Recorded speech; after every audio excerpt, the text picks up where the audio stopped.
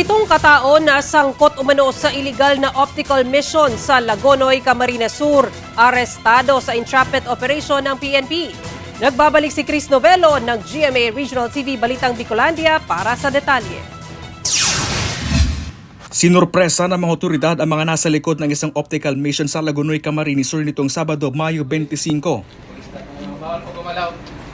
Dahil ang naturang optical mission, illegal daw dahil walang permit mula sa LGU at Integrated Philippine Association of Optometrists. Ilang pasyente ang naabutan ng otoridad sa nasabing optical mission na nais mabigyan ng libreng eye check-up. 7 katao ang inaresto kabilang na ang isang lisensyadong optometrist. Matagal na raw na minomonitor ng Integrated Philippine Association of Optometrists Camarines Sur Chapter ang nasabing grupo dahil sa umano'y illegal na pagsasagawa ng optical mission at pagbebenta ng overpriced na eyeglasses. May rest po.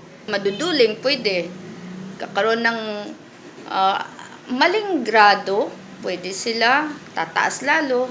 Ang pinaka-worst is magkakaroon ng disease, glaucoma, yan, yung mga cataract.